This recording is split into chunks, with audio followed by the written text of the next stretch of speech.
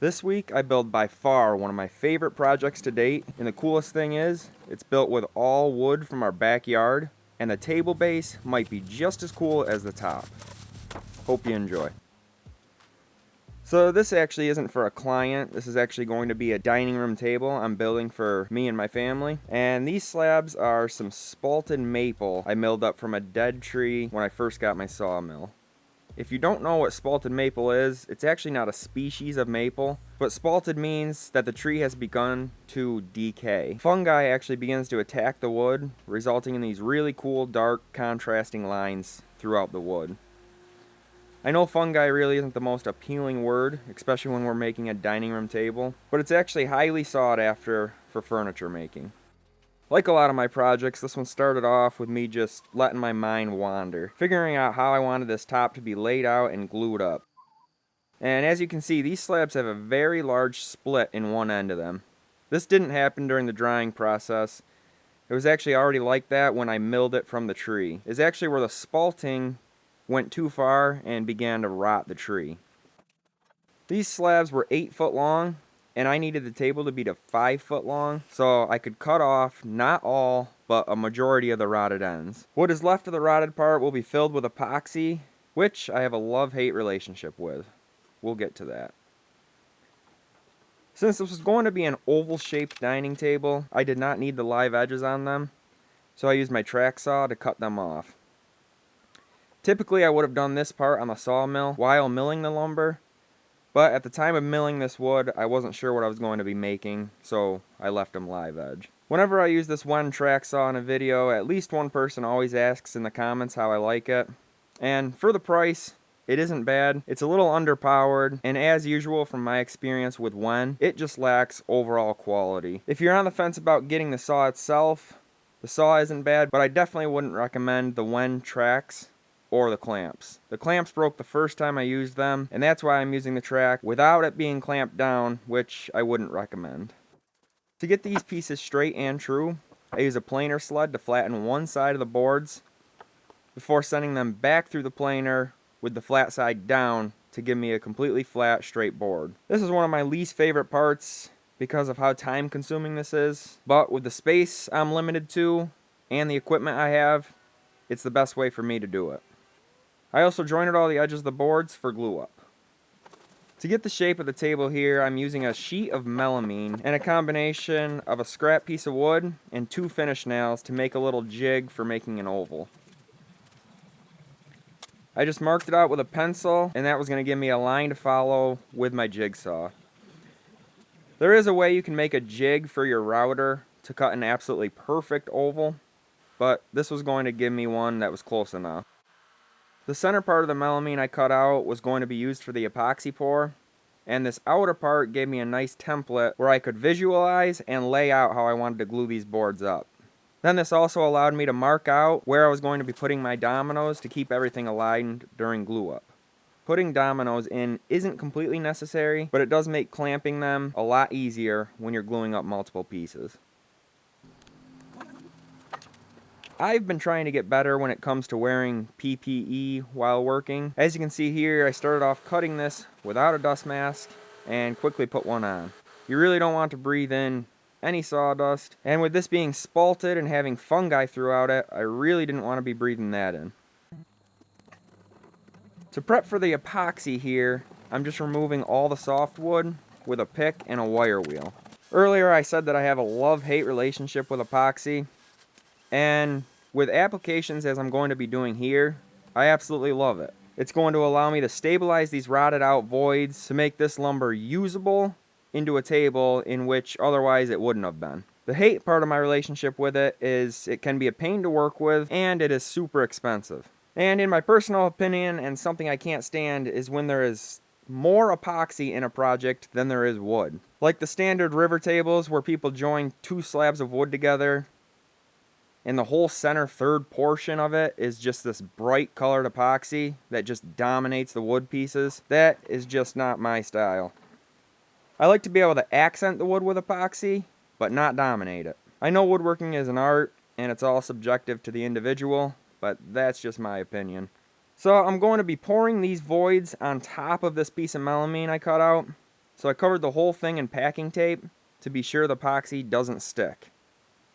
And I also made sure this piece was completely level since epoxy is self-leveling. I then wrapped the whole thing in tape around the edges to hold in the epoxy. Since I was going to be tinting this epoxy black, I first sealed around these voids with thinned down clear epoxy. Since epoxy soaks into wood, this would stop the black epoxy from staining the top of the surface. And a quick spoiler here, I made a huge mistake by not doing this around the outside of the whole table. I did find a cool way to mask this mistake later, but I definitely should have sealed this up. My first pour was with a deep pour epoxy that I was hoping to get done with one pour. And everything looked good until I came back the next day. Alrighty, so here we are about 14 hours later, and all that epoxy that I did pour up to the top, flush with that, is gone. So it seeped down in to something. This void is just, it's completely gone. So I'm thinking there's some bug holes in there, and it just went down in that. But hopefully it sealed up all of that, and I'm just going to have to pour some more in.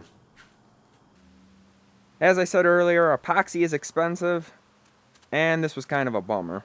But that first pour did seal everything up, and the next pour went a lot smoother. Being that these next pours were not thick pour epoxy though, I did have to do these in multiple 1/4 inch pours, waiting about 2 hours between pours. After a couple of days of allowing the epoxy to dry and cure, I could finally take it off the mold. I did so with a combination of shims and a multi-tool to separate it from the melamine.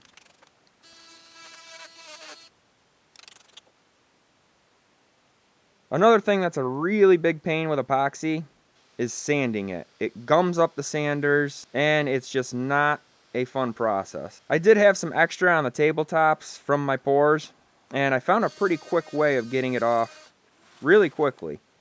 I used a combination of heat and my multi-tool. What I did was take my torch, heat up the epoxy. I could then take my multi-tool and almost get right underneath the epoxy, and it would come right off. You got to be pretty careful with this if you do it though, because the multi-tool can get pretty aggressive and dig in if you're not careful. Another good way is to use these scrapers as well. To prep for finish, I made a little round over on the top of the table, and then I did a chamfer on the bottom of it.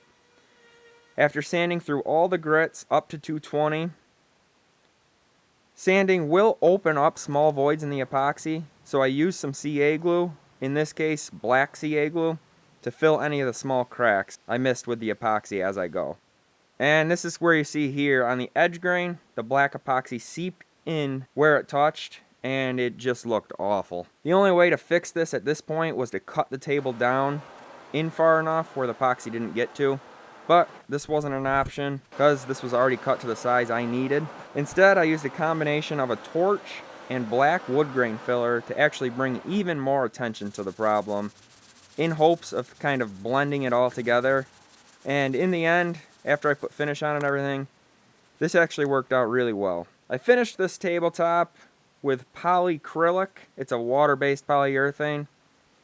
The reason I use the water-based polyacrylic is it keeps the spalted maple to a pretty much natural color. It doesn't really change the color. If you were to use like an oil-based polyurethane, it really yellows the finish, and I really don't want to take anything away from this tabletop.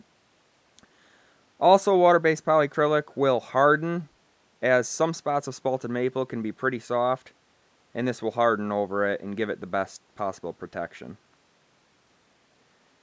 I did brush the first few coats, and then I sprayed the last one, just so I didn't have to keep cleaning the sprayer after each coat. By spraying the last coat, this gave this the best finish possible. Now it was time to move on to the base of the table. which we have to rewind back about 8 months ago, when this black locust tree that was leaning there caught my eye out back of our house. It just looked like the perfect base for a table, so I cut it free and set it aside. 8 months later, my first step was to get this on my sawmill, where I could cut the base flat. I will spare you from having to watch the multiple failed attempts at this and just jump right to what worked. With some shimmying around, I was able to get pretty much all the way through the bottom of it. I had to cut off a little extra with my pole saw where the bandsaw couldn't get to, but I pretty much had it sitting flat how I liked it. Outside of this one part where the root didn't go low enough to touch the floor, and for stability reasons, I really wanted this to touch. So I took a cut-off piece, put a couple flat faces on it, and I could then glue it to the bottom and have it sit level. I did add a couple screws in this too, countersunk in, just to help with strength. Then it was time to cut the top off level with the base so it would sit right at 30 inches in height. My tabletop was 1.5 inches thick, so to get the tabletop to the standard 30-inch height, I needed my base to be 28.5. The problem is, from the top of my bunks to as high as my sawmill blade would go was only 27 inches. So I needed to remove a bunk from my sawmill, put some wood across my mill so the wood would sit level with the blade. I could then finally measure this and cut it to size. To clean up the root and stump, I used my orbital sander and a wire wheel in my drill for the tough to reach spots. This made an absolute mess, but was important to get all the loose stuff off before finish was applied. So I could attach the table to the base, I took one of my cutoffs, cut them into 2 pieces, planed them down to the same thickness, taped them together, and used my crosscut sled to put dados directly into the center of the pieces, so that they could come together and form a cross.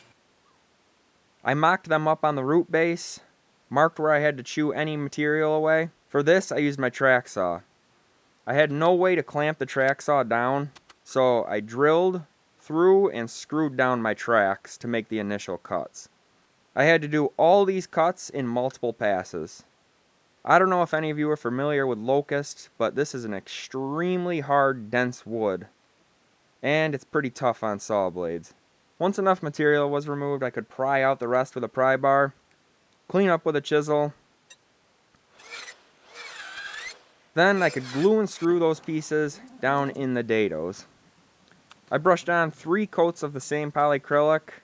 This created lots of bubbles just because it was such a rough texture on the root, but they all went away as it dried. This is where I could really start seeing it all come together and was getting real excited about it. Once dry, I drilled holes in the cross pieces to attach to the top, and I installed felt pads on the bottom of the root. With the top upside down, I mocked up the root base where I wanted it to go on the table, drilled pilot holes through, marking where to install my threaded inserts. I installed the threaded inserts with some CA glue and could finally get this thing set up in our house. Here's the finished product. I absolutely love how this came together. The spalted maple top, even the mistake where I had to darken around the table, it really tied the color in with the black locust base. The bolts I have to attach to the top are a little too long and need to be cut down. But anyway, really proud of this one. Let me know what you guys think. Comment below. Let me know if you have any questions. I pretty much respond to any comments, even the trolls. So have at it. Thanks so much for watching, and I'll catch you in the next one.